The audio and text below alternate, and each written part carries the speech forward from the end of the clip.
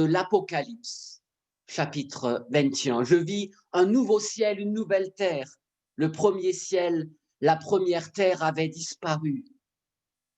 Et il essuiera toute larme de leurs yeux. La mort ne sera plus, car les premières choses ont disparu. Et celui qui était assis sur le trône dit, voici, je fais toutes choses nouvelles. Oui, je suis le commencement et la fin. À celui qui a soif, je donnerai à boire gratuitement de l'eau de la source de la vie. Quelques versets de ce beau passage que nous avons entendu, un livre, un passage, des versets qu'on entend souvent lors de funérailles.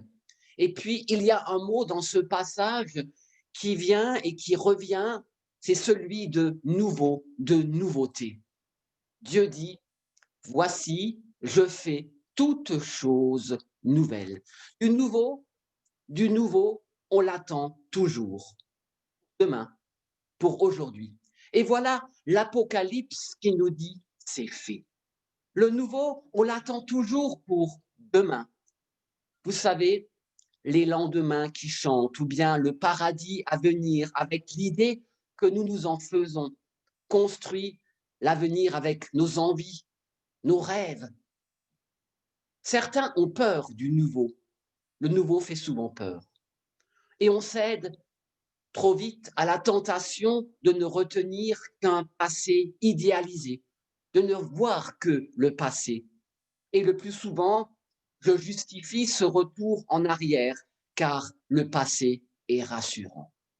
Mais non, aujourd'hui, il n'est pas question de rester dans le passé.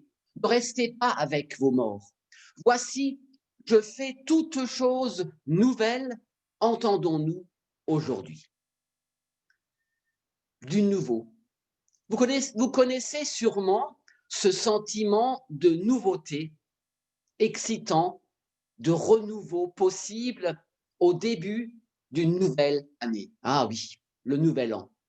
Ce sentiment qui est en même temps mêlé aux décisions de changer des choses dans nos vies, de faire autrement, de rebondir, de changer enfin, prendre de nouvelles résolutions. Prendre de nouvelles résolutions. Vous vous dites peut-être, oui, je ferai plus attention à ma santé, manger mieux, dormir plus, faire du sport. Je m'engagerai plus dans les associations, dans l'église, oui, dans l'église. Je me prendrai plus de temps pour ceux que j'aime. Je m'intéresserai plus à l'actualité dans le monde. Je prendrai plus de temps pour moi-même. Je pense que nous pouvons en ajouter plein d'autres pensées de renouveau qui peuvent nous traverser. Avez-vous une résolution? Il n'est pas nécessaire d'attendre Nouvel An pour prendre de bonnes résolutions. Alors, qui ne s'est jamais dit qu'il voulait changer? Changer, oui. Et là, quand nous levons la tête, quand nous regardons la triste actualité de notre société et de notre monde, nous constatons aussi que les problèmes ne sont pas effacés, pas de nouveau, pas de changement. La mort existe, elle touche actuellement tant innocents qui meurent à cause de leurs convictions.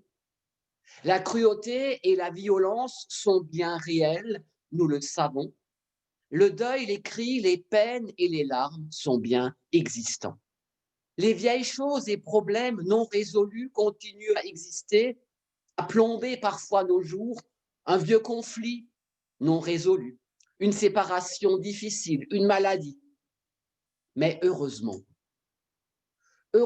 dans tout cela, il nous reste ce désir. Oui, je vous souhaite ce désir de liberté, de changement, ce désir de nouveauté, de guérison dans votre vie. Oui, Dieu, s'il te plaît, fais toutes choses nouvelles dans ma vie. C'est peut-être notre cri. Alors ce matin, la parole de Dieu de la bouche de Jean dans le livre de l'Apocalypse vient aujourd'hui encore vers nous comme une promesse. Voici, je fais toutes choses nouvelles. Alors, je voudrais vous rappeler le mot apocalypse. Le mot apocalypse, dernier livre de la Bible, veut dire non pas tremblement de terre, ne veut pas dire catastrophe. Apocalypse ne veut pas dire fin du monde, mais le mot apocalypse, d'un mot grec qui veut dire révélation. Une révélation, un renouveau. On va vers quelque chose qui se montre, qui s'ouvre. L'Apocalypse n'est pas uniquement une parole de doux rêveur, mais bien une compréhension autre du monde, d'une réalité nouvelle à venir, d'une révélation. Nous avons besoin de révélation dans notre vie. Alors l'Apocalypse n'est pas une parole qui annonce la fin du monde, mais une parole qui est bien ancrée dans le présent de la vie de celui qui écrit. Et là, il s'agit d'une confiance. C'est une confiance en l'avenir des présents. Nous avons besoin de cette révélation, d'une confiance des présents en l'avenir, une présence du futur déjà maintenant, d'un royaume de Dieu déjà là. Cela semble difficile à croire quand nous entendons ce texte dans notre contexte, dans notre vie actuelle. Notre monde n'est pas le royaume de Dieu, loin de là. Le ciel est le même, la terre est la même. Les problèmes écologiques commencent à être de plus en plus une menace qu'il faut prendre au sérieux. Oui, nous savons bien que toutes choses ne sont pas nouvelles. Mais le renouveau, cette perspective d'avenir, ce désir en nous est là, c'est la foi. Avec la foi, bien sûr, nous ne pouvons pas appuyer sur un bouton pour effacer tout ce qui est derrière nous et tout ce qui nous préoccupe aujourd'hui. Mais c'est peut-être avec la foi que notre regard peut changer. C'est notre regard qui change avec la foi, avec la lumière dans laquelle nous voyons notre vie et notre réalité. Nous pouvons regarder notre monde sous la lumière d'une espérance. Regarder le monde sous la lumière d'une espérance qui change, une espérance qui nous engage en même temps. À la place de voir tout de notre seul point de vue, mon seul point de vue basé sur nos efforts, nos forces de changer, notre incapacité, nos échecs et nos erreurs, nous pouvons nous voir, oui, nous pouvons nous voir et nous reconnaître sous le regard aimant de Dieu. Regardez-vous ce matin sous le regard aimant de Dieu, qui veut faire de vous des êtres nouveaux, qui veut renouveler votre façon de voir. Vous voir comme des êtres nouveaux, changés par lui dès maintenant, comme le dit si bien l'apôtre Paul dans sa deuxième épître aux Corinthiens, chapitre 5, verset 17, « Si quelqu'un est en Christ, il est une nouvelle créature. Les choses anciennes sont parties, voici, des choses nouvelles sont là. » Et pour Jean, ce changement est fait en Jésus-Christ. Jésus apporte du nouveau dans notre vie. Notre situation, si désespérée qu'elle puisse parfois paraître, n'est pas bloquée. Dieu nous dit, il y a toujours quelque chose de possible. Il y a la résurrection au bout du chemin. Il nous dit ce matin, tu ne risques pas ta vie, je suis là, présent au milieu de la tempête, au milieu des difficultés, au milieu du tourbillon qui peut t'entraîner à perdre pied. Je suis là tout près de toi pour te rappeler que la vie est plus forte, pour te rappeler que ce n'est pas toi qui doit porter le renouveau de ta vie tout seul, lui. C'est moi qui te sauve, c'est moi qui te porte, qui te donnera les forces. Ton passé et ton histoire ne sera pas effacés, mais il n'est plus le seul appui de ta vie. Je crois que c'est une parole importante d'entendre aujourd'hui. Le passé, bien sûr, n'est pas effacé, mais le passé n'est pas le seul appui de ta vie. Sur ce passé, Dieu construit du nouveau.